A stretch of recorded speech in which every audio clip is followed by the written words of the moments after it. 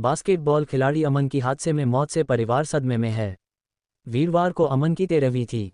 परिवार का आरोप है कि हादसे के बाद अगर पीजीआई में सही समय पर सही तरह से उपचार मिल जाता तो अमन आज परिवार के बीच होता। अमन के पिता ने हादसे से लेकर मौत तक लापरवाही के लिए जिम्मेदार लोगों पर कानूनी कार्रवाई की मांग की।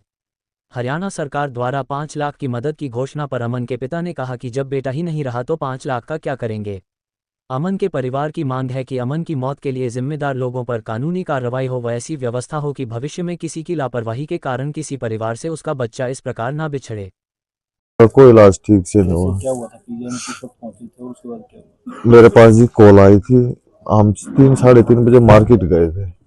वहां से जैसे ही घर की तरफ रवाना हुए थे, रास्ते में मुझे लड़का मिला। तो भाई कहाँ जा रहा है? मेरे पापा प्रैक्टिस के लिए जा रहा हूँ। मैं बेटा 1 मिनट रुक जा।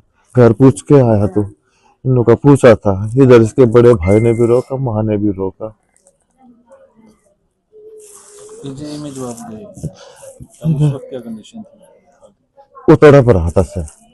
पीजीआई में किस टाइम पहुंचे और उसके बाद 5-5:15 बजे के आसपास हम पहुंच गए थे पीजीआई।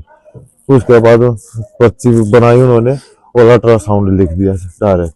अल्ट्रासाउंड के रूम के बाहर हम कम से कम पौना घंटा बैठे रहे।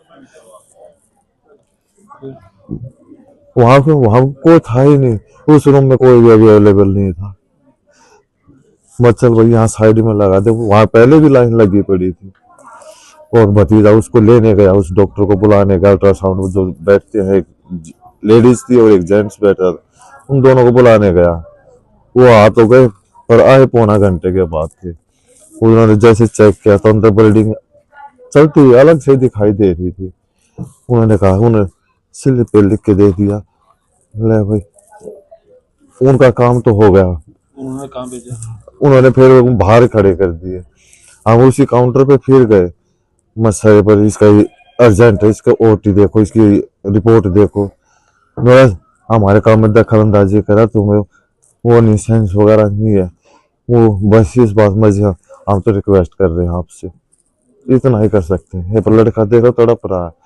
मैं लड़के का पिता, मैं उसका उसी को गोद में लेके खड़ा रहा हूँ उसको।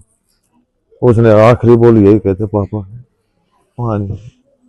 और वो सिरिंज जब वो खत्म हो गया, जब वो सिरिंज लेके आए और ग्लूकोज चढ़ाने लगे, उनकी सिरिंज में एक बूंद खून नहीं आया। एक बूंद खून भी नहीं आया। मर्जी खत्म हो लिया, अब क्या कर रहे हो इसका? अब ये खत्म है, इसमें कुछ नहीं रहा। जब वो रविवार को ही खत्म हो गया था तो 2 दिन क्यों रुका?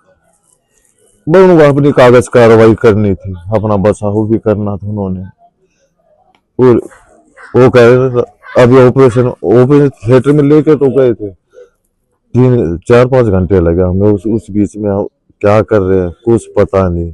उसके जब हम आईसीयू में गए, जब उसके अगल बगल में स्टूडेंट खड़े थे, जैसे सब्जेक्ट आ गया, चलो आज हमको तुमको नई चीज ये सिखाएंगे। मेरा लड़का ऐसे लेटा हुआ था। खून भी चढ़ाया? खून चढ़ रहा, खून तो लगा रखा था उन्होंने, ब्लड चढ़ रहा था उस पे। पर उसके वेंटिलेटर के हिसाब से सांस दिखा रखे थे, बीपी दिखाई नहीं रहा था। अगर इंसान जिंदा तो थोड़ा बहुत बीपी दिखाएगा, वो भी नहीं था उसमें। आपसे प्लाज्मा भी लिया गया, दवाइयां भी आपसे मंगवाई? ऑपरेशन होने के बाद मैं चलो अब तो मिलने नहीं देंगे, अपने घर चले। मैं अपनी वाइफ को लेके, भाई को लेके, इन सभी को लेके घर आ गया। घर पहुंचाई था कि इनकी तुरंत कॉल आई कि हमें खून की जरूरत है। हम यहाँ से फिर तुरंत सुबह फिर निकल गए। उनकी कॉल आते ही फिर निकल गए। मेरे 7 बच्चे थे, 10-15 बच्चे और थे खून देने के लिए। उन्हें पूरी रात घूम फिर के इधर उधर से उन्होंने प्लाज्मा की यानी 12 यूनिट इकट्ठी कर दी थी। 4 यूनिट ब्लड की, 4 प्लाज्मा की और 4 प्लेट की। सारी इकट्ठी करने के बाद जब लास्ट में जब मैंने ब्लड का डिब्बा उनको दिया, उसके आधे पौने घंटे बाद उन्होंने पर्चा हाथ में दे दिया। आपका लड़का नहीं बचा। मैं तो ये कहता हूँ पीजीआई के उन डॉक्टर से, सरकार के, क्यों ब्लड चढ़ाया किसको है? जो हमने इकट्ठा किया रात भर दौड़ दौड़ के, वो चढ़ा किसको है? मुख्यमंत्री ने 5 लाख रुपए देने की घोषणा की। क्या करूंगा 5 लाख का? जब किस पे लगाऊंगा? क्या होगा 5 लाख का? वो जिंदा होता तो पता नहीं कितने होते। क्या सरकार से अभी भी कोई आया आपको? सरकार से बस इतना ही कहना चाहूंगा, बस ऐसी घटना दोबारा फिर किसी के साथ ना घटे, इन पे कार्रवाई हो, एक पीजीआई डॉक्टर पे और इस खेल इस प्रशासन पे। मैं तो इनकी कार्रवाई चाहता हूँ बस, मैं इतना ही चाहता हूँ बस गवर्नमेंट सरकार से। कोई प्रशासनिक अधिकारी मिलने आया, कोई मंत्री अभी कोई नहीं आया, कोई नहीं आया यहाँ पे। सरकार से कोई नहीं आया? हमारे यहाँ के एमएलए साहब आए थे, राजेश जून है और पूर्व राजेंद्र जून है, ये दो ही आए हैं बस, और कोई नहीं आया।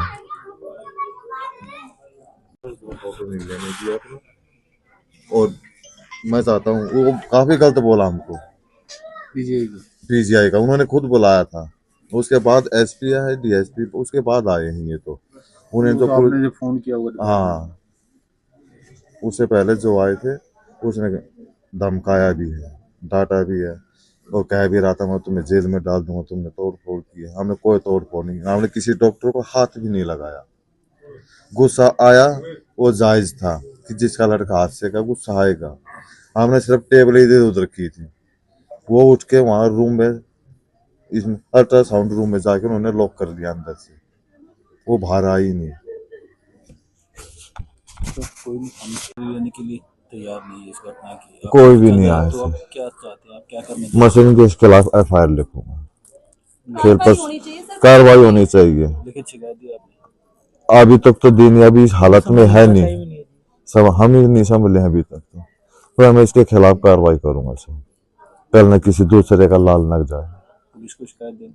बिल्कुल दूंगा जी, इनकी भी दूंगा और डॉक्टरों की भी दूंगा जिन्होंने बदतमीजी से बात भी की है।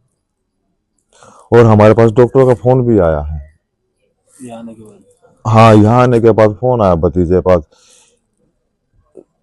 उसके लिए मामला शांत हो जाए कि कंप्रोमाइज के लिए फोन भी आया है।